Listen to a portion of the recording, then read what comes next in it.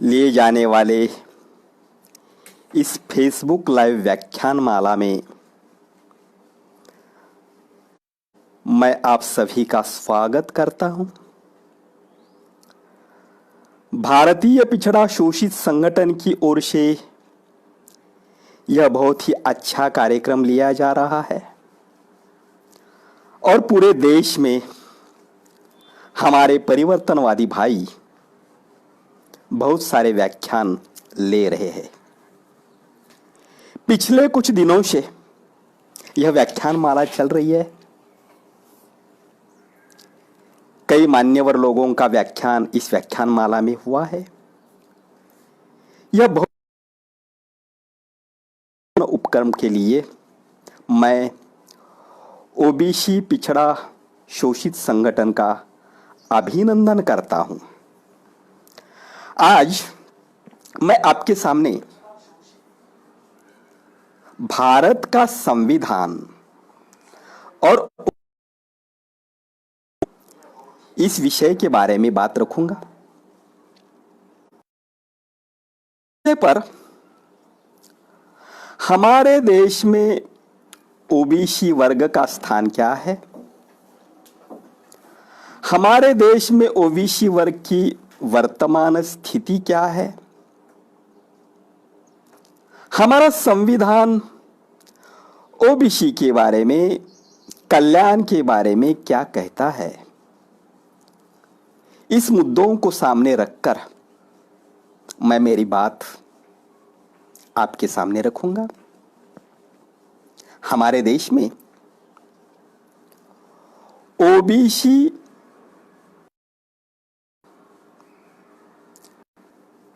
52% है। इन ओबीसी वर्ग की स्थिति हमारे देश में कैसी है? यह सब ओबीसी माने अन्य पिछड़ा वर्ग, सामाजिक, शैक्षिक, आर्थिक रूप से जो लोग पिछड़े रहे हैं, इनको अदर बैकवर्ड क्लासेस कहते हैं। ये सभी अदर बैकवर्ड क्लासेस के लोग सभी एक है क्या? नहीं है। यह सभी लोग एक नहीं है। अलग अलग जातियों में, हजारों जातियों में यह लोग बंटे हुए हैं और यह सभी लोग छोटे छोटे शारीरिक श्रम के व्यवसाय करते हैं। शारीरिक श्रम करके कुछ निर्माण करते हैं। इन लोगों की स्थिति कैसी है?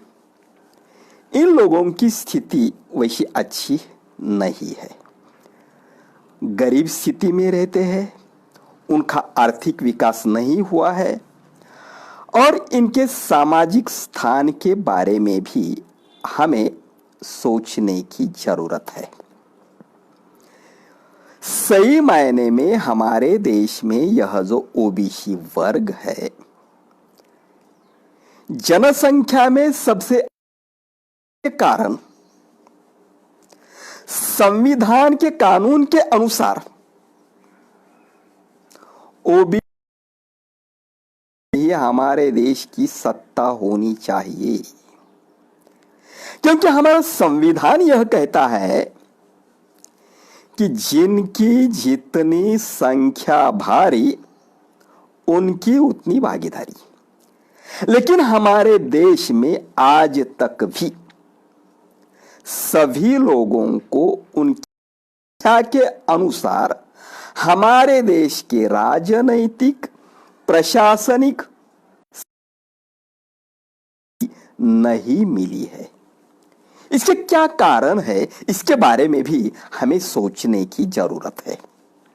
इसके जो क्या कारण है, यह कारण हमारे देश में संविधान के पहले जो समाज व्यवस्था थी, वह समाज व्यवस्था में ढूंढने पड़ते हैं। समाज व्यवस्था किसने पैदा की? तो समाज व्यवस्था हम सभी लोगों को जो धर्म नाम की संस्था अति प्रिय होती है, वह धर्म नाम की संस्था ने हमारे देश की समाज व्यवस्था पैदा की है। क्या है समाज व्यवस्था का बेस? हमारे देश में वैदिक धर्म, जिसे ब्राह्मणी धर्म कह सकते हैं, आज हम उसे हिंदू धर्म। बेसिक स्ट्रक्चर क्या है? उसका बेसिक स्ट्रक्चर है जाति व्यवस्था। ऋग्वेद में पुरुष सूक्त नाम का एक सूक्त है। वेदों को बहुत ही पवित्र कहलाया जाता है। वेद अपौरुषेय है, ऐसी बात कही जाती है। इन वेदों में जो पुरुष सूक्त है वह कहता है कि ब्राह्मणस्य मुखमासीद बाहुराजन्यकृतः, यानी कि ब्राह्मण का जन्म ब्रह्मा के मुख से हुआ, क्षत्रिय का जन्म ब्रह्मा के बाहु से हुआ, वैश्य का जन्म ब्रह्मा के कमर से हुआ और शूद्र लोगों का जन्म ब्रह्मा के पांव से हुआ। ऐसा सिद्धांत दिया। ऐसा कभी होता है? इंसान का जन्म ऐसा कभी होता है? लेकिन बतलाया, ऐसा सिद्धांत बतलाया और इस सिद्धांत पर ही वर्ण व्यवस्था टिकी है। आगे चलकर इस पर ही जाति व्यवस्था पैदा हुई है। यह सिद्धांत सिर्फ अलग अलग वर्ण कैसे पैदा हुए वाला सिद्धांत नहीं है। यह सिद्धांत अलग अलग वर्ण में पैदा हुए लोगों को अलग अलग अधिकार देता है। अधिकार का बंटवारा करने वाला सिद्धांत है। यह सिद्धांत निसर्ग नियम को ध्यान में रखने वाला है क्या? उसका उत्तर, यह सिद्धांत निसर्ग नियम को ध्यान में रखने वाला नहीं है, ऐसा मिलता है। क्योंकि एक तो इंसान ऐसा पैदा नहीं होता, और दूसरी बात यह है कि कौन कहां पैदा हुआ, इस पर किस में कौन सी गुणवत्ता है, किस में कौन सा कौशल्य है, यह नहीं तय कर सकते। लेकिन इन्होंने ऐसा कहा और इस पर ही हमारे देश की वर्ण जाति व्यवस्था तैयार हुई। इस वर्ण जाति व्यवस्था में हमारे ओबीसी भाइयों का स्थान क्या है, इसके बारे में अब हम सोचेंगे। हमारे ओबीसी भाइयों का स्थान ब्राह्मण वर्ग जो है 1 नंबर का, उसमें है क्या? उसमें नहीं है। क्षेत्रीय 2 नंबर पर है, क्षेत्रीय में है क्या? क्षेत्रीय में भी नहीं है। 3 नंबर पर है वैश्य, वैश्य में है क्या उनका स्थान? वैश्य में भी नहीं है। तो ओबीसी लोगों का स्थान सबसे निचले शूद्र वर्ण में आता है। बहुत सारे ओबीसी लोगों को यह मालूम भी नहीं है।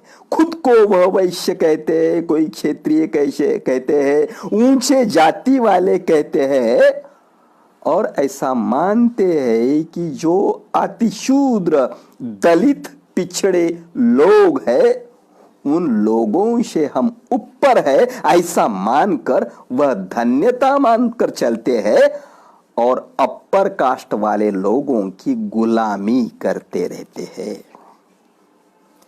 यह जो सोच है हमारे ओबीसी भाइयों की, यह सोच बदलने की जरूरत है।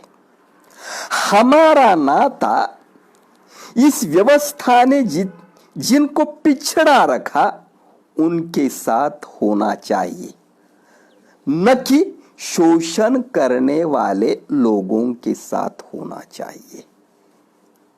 हम धर्म की बात बहुत ज्यादा करते हैं, अंधविश्वास में उलझे रहते हैं और हमारा सम्मान किसमें है, क्या करने से हमारे जीवन का कल्याण हो सकता है, इसके बारे में हम बहुत ही कम सोचते हैं। मैंने इस विषय में ओबीसी का कल्याण ऐसा कहा है। कल्याण यह बहुत बड़ी संकल्पना है। किसे कहते हैं कल्याण? आज की बुरी स्थिति से आगे बढ़कर अच्छी स्थिति में जाना, विकास होना, प्रगति होना, कदम कदम आगे बढ़ना, भला होना, इसे कल्याण कहते हैं। आर्थिक कल्याण होता है, शैक्षिक कल्याण होता है, राजनैतिक कल्याण हो सकता है, सांस्कृतिक कल्याण हो सकता है। यह जो कल्याण की संकल्पना है, इन सभी बातों में, इन सभी क्षेत्रों में हमारे ओबीसी वर्ग का कल्याण होना चाहिए, ऐसी सोच किसने रखी है? जिस धर्म में हम पैदा हुए, उस धर्म के धर्म ग्रंथ ने ऐसी सोच रखी है क्या? इसके बारे में हमें सोचने की जरूरत है। जब हम अनुसंधान करेंगे तब हमारे ध्यान में आएगा कि हमारे धर्म ग्रंथ हमारे बारे में क्या कहते हैं। हमारे अधिकार हमें वह देते हैं कि नहीं देते हैं? हमारे आर्थिक अधिकार होते हैं, राजनैतिक अधिकार होते हैं, सामाजिक अधिकार होते हैं और हमारे धार्मिक अधिकार भी होते हैं। जब हम हिंदू धर्म में पैदा हुए हैं तो हमें यह अधिकार होना चाहिए कि हिंदू धर्म के ग्रंथ पढ़ाने का हमें अवसर मिलना चाहिए। है क्या हमें अवसर? नहीं है। हमें वेद पढ़ने का अधिकार हमारे ही माने जाने वाले धर्म ने नहीं दिया है। इस धर्म में जो पवित्र माना जाने वाला जो ग्रंथ है वह है मनुस्मृति। मनुस्मृति हमारे शूद्र लोगों के बारे में क्या कहती है, इसके बारे में हमें सोचने की जरूरत है। मनुस्मृति के कुछ अध्याय में शूद्र लोगों के लिए यानी कि ओबीसी लोगों के लिए कौन सी बात रखी है, इसके बारे में हमें सोचना चाहिए। अध्याय 4 में मनुस्मृति कहती है, ब्राह्मण ने शूद्र को फलदायी ज्ञान नहीं बताना चाहिए, उसे धर्मोपदेश नहीं करना चाहिए। जो शूद्र को धर्म सिखाएगा वह नरक में जाएगा। 10वें अध्याय में मनुस्मृति कहती है, शूद्र ने ताकत होते हुए भी धन संग्रह नहीं करना चाहिए, क्योंकि वह उन्मत्त होकर ब्राह्मण को पीड़ा देगा। 10वें अध्याय में ही ऐसा भी कहा है कि ब्राह्मणों ने शूद्र का धन लूट कर लेना चाहिए, क्योंकि उसके धन का मालिक तो ब्राह्मण ही होता है। यदि संतप्त होकर एखादे शूद्र ने ब्राह्मण को गाली दी तो ब्राह्मण की जबान काट देनी चाहिए। हम शूद्र लोगों के लिए, ओबीसी लोगों के लिए यह पवित्र धर्म ग्रंथ ऐसी सोच रखता है। सोच नहीं है, यह सिद्धांत नहीं है, यह कानून है। हमारे भारत का संविधान 1950 को लागू हुआ। उसके पहले हमारे देश में जो संविधान चलता था, यह मनु का संविधान ही चलता था और यह मनु के संविधान का प्रभाव हमारे देश के बहुत सारे लोगों पर है। यह जो कानून दिया है, यह कानून सबको बराबरी के अधिकार नहीं देता था। गैर बराबरी वाली व्यवस्था पैदा की इसने और पीढ़ी दर पीढ़ी हमारे लोगों का कत्लेआम किया।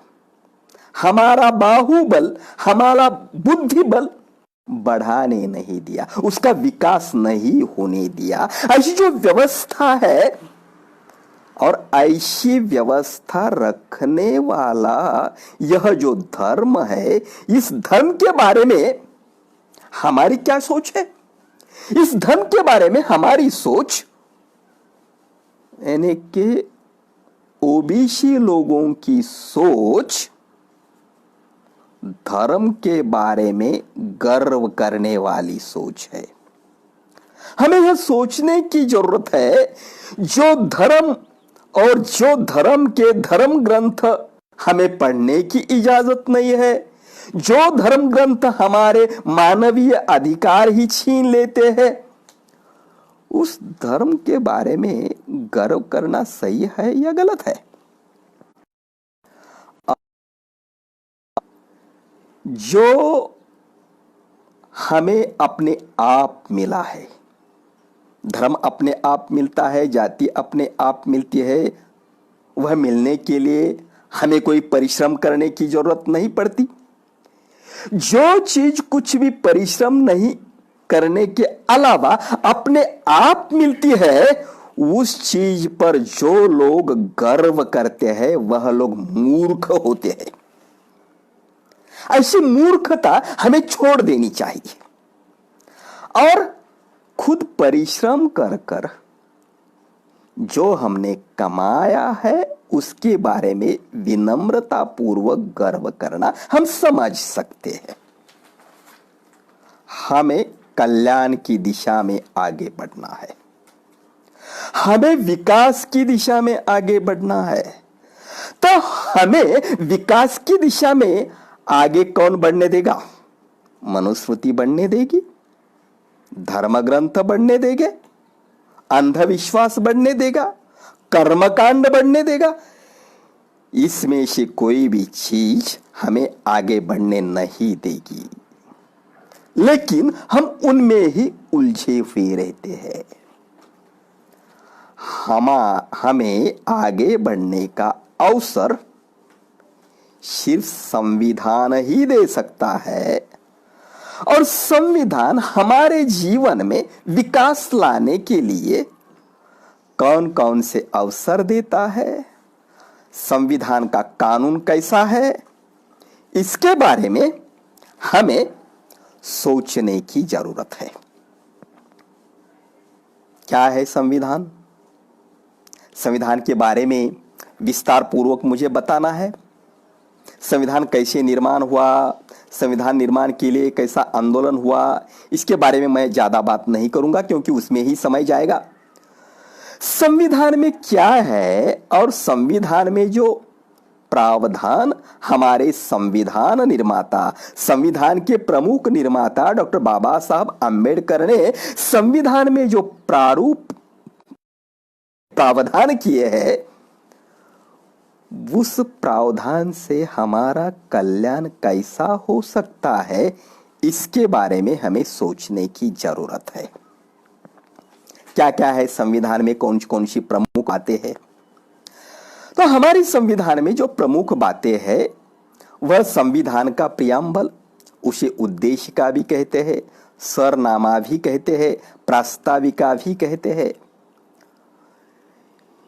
हमारे नए राष्ट्र के निर्माण का उसमें एक तत्व ज्ञान है और पूरे विश्व में मानव का कल्याण करने के लिए जो जो तत्व ज्ञान निर्माण हुआ, जो जो मूल्य आगे आए वह तत्व ज्ञान और वह मूल्यों का अर्थ हमारे संविधान के प्रियम्बल में है। यह प्रियम्बल क्या कहता है? प्रियम्बल का कानून, प्रियम्बल का ध्येय, मनुस्मृति में जो ध्येय है गैर बराबरी वाला, भेदाभेद करने वाला, उससे बहुत ही अलग है। हमारे संविधान की उद्देशिका कहती है हम भारत के लोग सभी जाति, धर्म, नस्ल के, लिंग के, वर्ग के सभी लोग भारत को एक संपूर्ण प्रभुत्व संपन्न, समाजवादी, पंथ निरपेक्ष,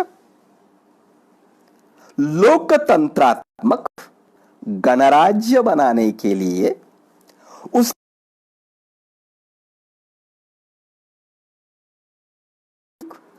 और राजनैतिक न्याय, विचार, अभिव्यक्ति, विश्वास, धर्म और उपासना की स्वतंत्रता, प्रतिष्ठा और प्राप्त करने के लिए तथा उन सब में व्यक्ति की गरिमा और राष्ट्र की एकता और अखंडता सुनिश्चित करने वाली बंधुता बढ़ाने के लिए दृढ़ संकल्प होकर इस संविधान सभा में आज तारीख 26 नवंबर 1949 को ईस्वी सन को यतद् द्वारा इस संविधान को अंगीकृत, अधिनियमित और आत्मार्पित करते हैं।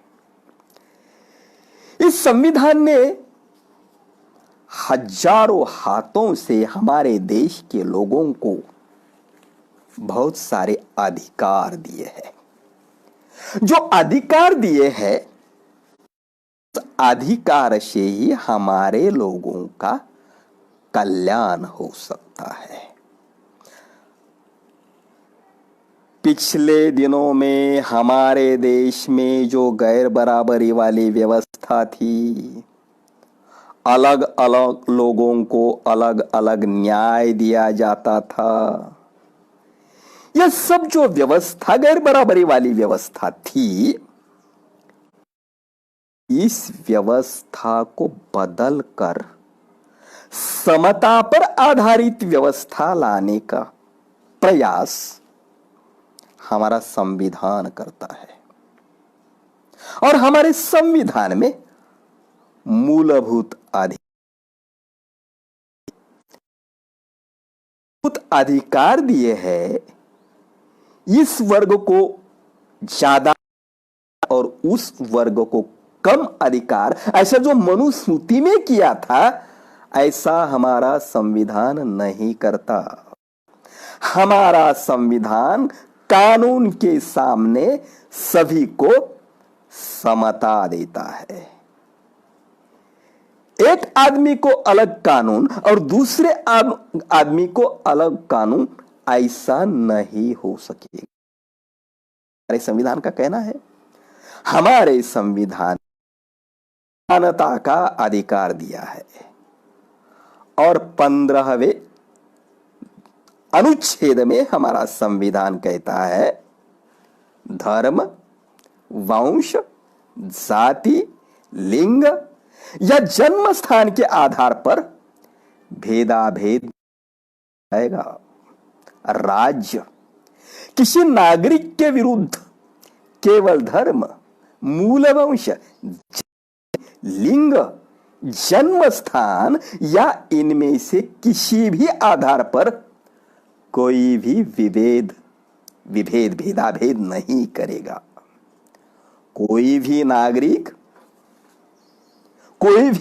को किसी भी सार्वजनिक स्थान में धर्म, वंश, जाति, लिंग के आधार पर प्रतिबंधित नहीं किया जा सकता। ऐसे बहुत सारे अधिकार हमारे संविधान ने हमें दिए हैं। इन अधिकारों में से 17वें अनुच्छेद ने मानवता को कलंक लगाने वाली अस्पृश्यता नष्ट की है। अस्पृश्यता का पालन करना कानूनन अपराध होता है, दंडनीय अपराध होता है। उपाधियों का अंत किया गया 18वें अनुच्छेद से, और हमारे संविधान का 19वां अनुच्छेद हमें स्वतंत्रता का अधिकार देता है। स्वतंत्रता के अधिकार के पहले मैं जरा समानता के अधिकार के बारे में थोड़ी सी बात और रखूंगा। कानून के सामने सभी लोग बराबर होंगे।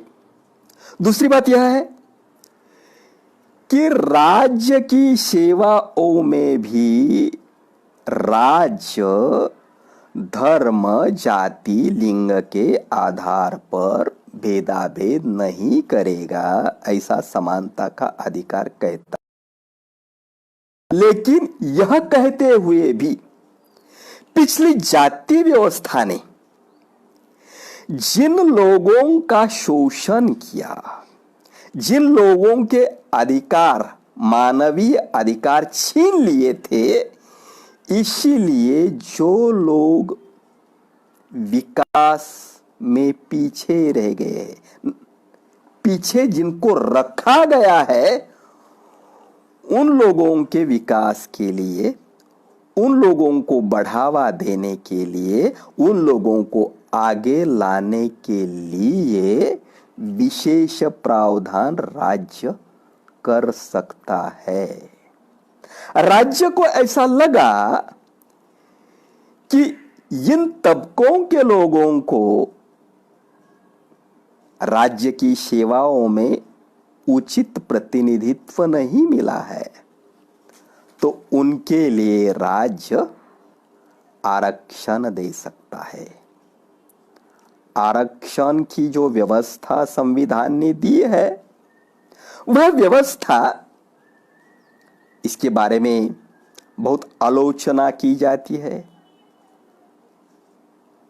अपर कास्ट के लोग इसके बारे में बहुत सारी आलोचना करते हैं। यह जो आरक्षण व्यवस्था संविधान ने दी है, यह आरक्षण व्यवस्था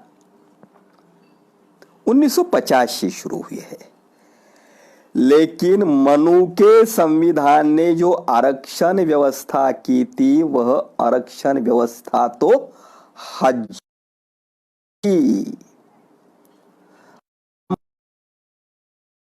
चाहिए। क्षेत्रीय ने ही धनुर्विद्या सीखनी चाहिए, वैश्य ने सिर्फ व्यापार करना चाहिए, शूद्र ने सिर्फ चाहिए। यह आरक्षण व्यवस्था नहीं है तो दूसरा क्या है?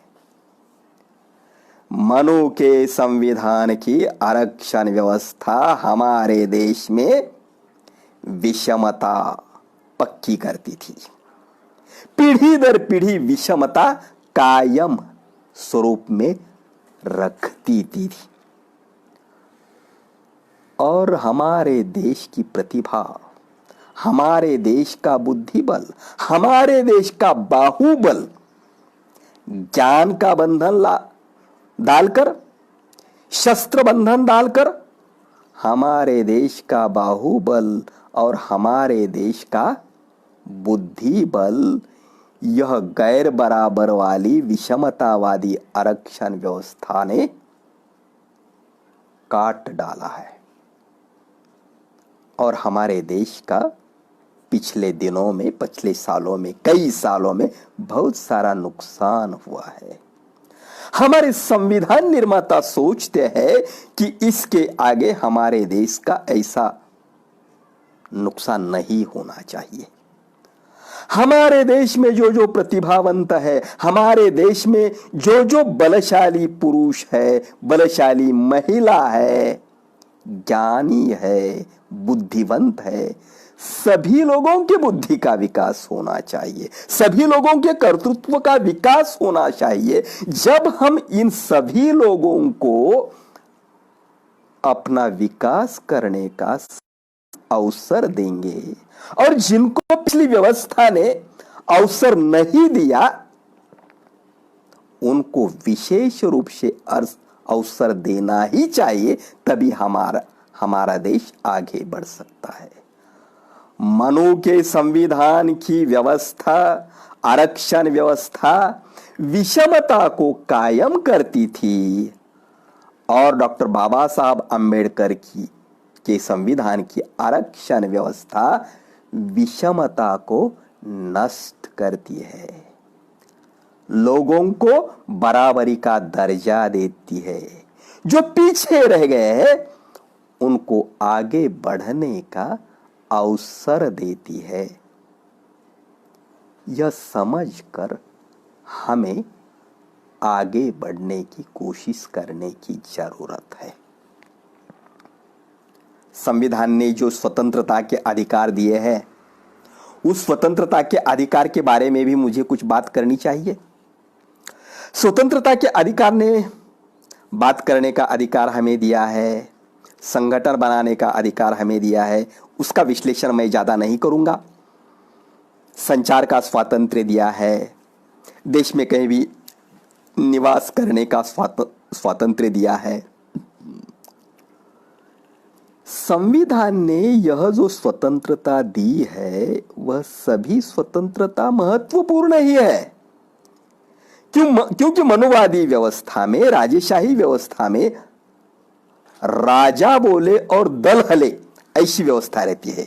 बोलने का अधिकार नहीं रहता, लेकिन संविधान ने अभिव्यक्ति का और बात करने का अधिकार दिया है। इसलिए हम प्रधानमंत्री पर भी टीका कर सकते हैं, उसके धोरण की आलोचना कर सकते हैं, गलत हो रहा है ऐसा बोल सकते हैं। राजेशाही में ऐसी बात करने का अवसर नहीं रहता। सबसे महत्वपूर्ण जो अधिकार दिया है स्वतंत्रता का अधिकार, वह अधिकार है व्यवसाय की स्वतंत्रता, धंधा करने की स्वतंत्रता। और यह अधिकार मुझे बहुत ही महत्वपूर्ण अधिकार लगता है, क्योंकि हमारे मनु की व्यवस्था ने जो व्यवसाय दिया था, वह जो जिस जाति में, तबके में पैदा हुआ, उस तबके में जो पीढ़ी दर पीढ़ी व्यवसाय चलते आ रहा है, धंधा चलते आ रहा है, वही काम उसने करना चाहिए, ऐसा कानून था। लेकिन संविधान ने यह कानून को बदल दिया और संविधान कहता है जिसको जो व्यवसाय करना है, जिसको जो धंधा करना है, जो व्यापार उद्यम करना है, वह वो कर सकता है, उसकी स्वतंत्रता उसे है। यह स्वतंत्रता मिलने से ही हमारे देश में बहुत सारा परिवर्तन हो रहा है। नहीं तो लोहार के बच्चे ने लोहे पर मारते रहना चाहिए, घन मारते रहना चाहिए। धनगर के बच्चे ने वन में भटकना चाहिए, कुंभी के बच्चे ने कुंभी ही करनी चाहिए, है कि नहीं? जो हल्के व्यवसाय दिए हैं वह हल्के व्यवसाय ही उस जाति में आप पैदा हुए तो वही करना चाहिए, ऐसी हमारी जाति व्यवस्था मनु का कानून कहता था। लेकिन बाबा साहब अंबेडकर के संविधान का कानून कहता है आपको जो व्यवसाय अच्छा लगे वह व्यवसाय आप कर सकते हैं। जो व्यवसाय शिक्षित किया था हजारों साल, जो जो प्रतिष्ठित व्यवसाय थे वह सभी प्रतिष्ठित व्यवसाय उच्च वर्ण के लोगों को, मुट्ठी भर लोगों को आरक्षित किए थे। संविधान ने सब व्यवसाय खुले किए और इसकी वजह से हमारे देश में बहुत सारा परिवर्तन आए वाला दिखता है। में राज्य की नीति निदेशक तत्वों का समावेश है। इसके बारे में मुझे कुछ बात कहनी है और 340वें अनुच्छेद के बारे में भी मुझे कुछ कहना है। राज्य लोक कल्याण, 38वां अनुच्छेद कहता है कि राज्य लोक कल्याण की अभिवृद्धि के लिए सामाजिक व्यवस्था बनाएगा। राज्य ऐसी सामाजिक व्यवस्था की जिनमें सामाजिक, आर्थिक और राजनैतिक न्याय राष्ट्रीय जीवन की सभी संस्थाओं को अनुप्राणित करे, भरसक प्रभावी रूप में स्थापना और संरक्षण करके लोक कल्याण की अभिवृद्धि का प्रयास करे। राज्य विशिष्टतया आय की असमानताओं को कम करने का प्रयास करेगा और न केवल व्यक्तियों के बीच बल्कि विभिन्न क्षेत्रों में रहने वाले और विभिन्न व्यवसायों में लगे हुए लोगों के समूहों के बीच भी प्रतिष्ठा, सुविधा और अवसरों की असमानता समाप्त करने का प्रयास करेगा। ऐसे बहुत सारे निर्देश दिए हैं। धन इकट्ठा नहीं होना चाहिए, विषमता पैदा नहीं होना चाहिए, ऐसा कहा है। लेकिन हम संविधान के बारे में उतने जागरूक नहीं है, इसलिए हमारे देश में संविधान ने जो बताया में जाने वाली बहुत सारी व्यवस्था लाई जाती है, निजीकरण किया जाता है और निजीकरण कर कर आरक्षण की जो व्यवस्था हमारे संविधान में दी थी उसे निरर्थक बनाया जा रहा है। हमें इसके बारे में बहुत जागरूक होने की जरूरत है। खासकर हमारे ओबीसी भाइयों के लिए धारा 340 बहुत ही महत्वपूर्ण है और इसके बारे में बहुत सारी बात करने की जरूरत है। कितनी जागरूकता है हमें। हमारे संविधान का 340वां अनुच्छेद, इस अनुच्छेद का प्रावधान करने के बाद हमारे देश में क्या क्या हुआ, कैसे कैसे आंदोलन चले, इसके बारे में भी हमें मालूमात करने की जरूरत है। धारा 340 कहती है, पिछड़े वर्गों के दशाओं के अन्वेषण के लिए आयोग का निर्माण करने की जरूरत है। संविधान में ऐसा कहा है। राष्ट्रपति भारत के राज्य क्षेत्र के भीतर सामाजिक और शैक्षिक दृष्टि से पिछड़े वर्गों की दशाओं के और जिन कठिनाइयों को वे झेल रहे हैं उनके अन्वेषण के लिए और कठिनाइयों को दूर करने और उनकी दशा को सुधारने के लिए संघ या किसी राज्य द्वारा जो उपाय किए जाने चाहिए उनके बारे में और उस प्रयोजन के लिए संघ या किसी राज्य द्वारा जो अनुदान किए जाने चाहिए और जिन शर्तों के अधीन वे अनुदान किए जाने चाहिए उनके बारे में सिफारिश करने के लिए आदेश द्वारा एक आयोग नियुक्त कर सकेगा, जो ऐसे व्यक्तियों से मिलकर बनेगा जो वह ठीक समझे। संविधान में यह जो 340वां अनुच्छेद रखा है, यह अनुच्छेद का अमल जल्दी से जल्दी करना चाहिए, ऐसा डॉक्टर भीमराव अंबेडकर कहते थे, बाबा साहब कहते थे। लेकिन नेहरू जी की सरकार नहीं सुन रही थी। बार बार बाबा साहब ने कहा कि आप इसका अमल करो, आयोग का निर्माण जल्दी से जल्दी करो। आप सभी लोगों को यही सिर्फ मालूम रहता है कि बाबा साहब अंबेडकर ने हिंदू कोड बिल के लिए ही अपने पद का इस्तीफा दिया।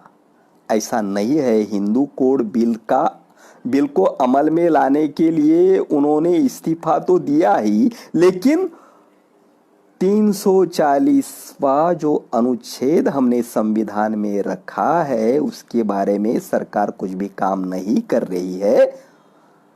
इसीलिए भी बाबा साहब ने हम अपने पद का इस्तीफा दिया था। ये सभी ओबीसी भाइयों को मालूम होने की जरूरत है। आगे क्या हुआ यह आपको सभी को मालूम है।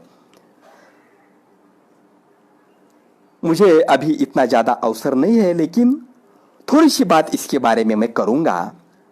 बाद में काका कालेलकर आयोग की नियुक्ति हुई। काका कालेलकर के आयोग के बाद मंडल आयोग नियुक्त हुआ।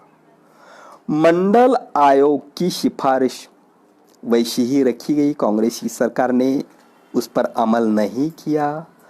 बाद में हमारे देश के वाम से DS4, BSP जैसे बहुत सारे अंबेडकरवादी संगठनों ने मंडल आयोग का अमल होना चाहिए इसलिए बहुत सारे आंदोलन किए। जब 1990 में केंद्र में VP सिंह जी की सरकार आई, तब उस सरकार ने निर्णय लिया कि हम मंडल आयोग की सिफारिशों का अमल करेंगे और ओबीसी वर्ग के लिए 27% आरक्षण रखेंगे राज्य की नौकरियों में। ऐसा निर्णय लिया, लेकिन तब भाजपा के लोग भी उनको साथ दे रहे थे। उनको यह निर्णय नहीं मंजूर नहीं था और उसके विरोध में कुछ छात्रों को आगे रखकर आंदोलन किए गए। मीडिया ने उसे बहुत सारी प्रसिद्धि दी और इस मंडल आयोग के अमल के विरोध में एक आदमी कमंडल लेकर रथ यात्रा निकलकर अयोध्या की तरफ निकला। हमारे ओबीसी भाइयों ने उनके विकास के लिए, उनके कल्याण के लिए जो मंडल आयोग आया था वह मंडल आयोग का अमल होना चाहिए इसलिए आंदोलन करने की जरूरत थी। लेकिन बहुत सारे हमारे ओबीसी भाई उन दिनों में कमंडल वाले के पीछे पीछे अयोध्या चले। आज भी हमारे देश में कमंडल पर श्रद्धा रखने वाले, कर्मकांड पर श्रद्धा रखने वाले, मंदिर पर श्रद्धा रखने वाले ओबीसी भाई ज्यादा है। लेकिन मैं हमारे ओबीसी भाइयों को यह बताना चाहता हूं, विनती करना चाहता हूं कि हमारे देश में जो लोग मंदिर की राजनीति करते हैं, धर्म की राजनीति करते हैं, कर्मकांड की राजनीति करते हैं, वह लोग हमारे ओबीसी भाइयों का कल्याण कभी भी नहीं कर सकते। हमारा कल्याण होना चाहिए ऐसा आपको लगता होगा तो हमारे सोच विचार में परिवर्तन लाने की बहुत जरूरत है। हमारी अंधविश्वास की जो विचारधारा है वह हमें बदलनी चाहिए। हम इंसान हैं और हम में बुद्धि बल है, बाहुबल है, सभी लोगों का बुद्धि बल और बाहुबल इसका विकास होना चाहिए और संविधान का प्रभावी अमल होने से ही हम सभी लोगों का विकास हो सकता है। इसीलिए मैं सभी भाइयों को विनती करता हूं कि संविधान को अच्छी तरह से पढ़ो। मैं तो पिछले 20 सालों से संविधान के बारे में महाराष्ट्र में प्रबोधन करता चला आया हूं। सिर्फ अपने अधिकार के लिए ही नहीं, नए बुद्धिवादी, विज्ञानवादी, समतावादी, जात विरहित, शोषण विरहित समाज व्यवस्था का निर्माण करने के लिए, नए राष्ट्र का निर्माण करने के लिए हमारे देश में संविधान संस्कृति का निर्माण करने की बहुत ही जरूरत है। और मैं तो संविधान संस्कृति के निर्माण के लिए काम कर रहा हूं। आप संविधान को अच्छी तरह से समझ लो और संविधान ने हमें जो अधिकार दिए हैं वह अधिकार छीनने के लिए इकट्ठा आने की जरूरत है, आंदोलन करने की जरूरत है, बहुत जागरूकता से काम करने की जरूरत है। क्योंकि संविधान के विरोध में, आरक्षण के विरोध में हमारे देश में आज बहुत सारा काम चल रहा है और हम गूंगे बैठे हैं। इसके बारे में हम बात नहीं कर रहे हैं, इसके बारे में हम आंदोलन नहीं कर रहे हैं। संविधान की रक्षा हुई, संविधान का अमल हुआ, तभी हम सारे पिछड़े लोगों का कल्याण हो सकता है। इसलिए मैं सभी को आह्वान करता हूं कि संविधान के बारे में प्रबोधन करो, संविधान की रक्षा करो और संविधान संस्कृति का निर्माण करने के लिए जो आंदोलन चल रहा है वह आंदोलन भी समझ लो और यह आंदोलन में भी आपको शामिल होना चाहिए। यह सब चीज करने से हम हमारा विकास कर सकते हैं। आप सभी का विकास हो, ऐसी शुभ कामना देते हुए मैं मेरा यह व्याख्यान यहाँ समाप्त करता हूँ। धन्यवाद।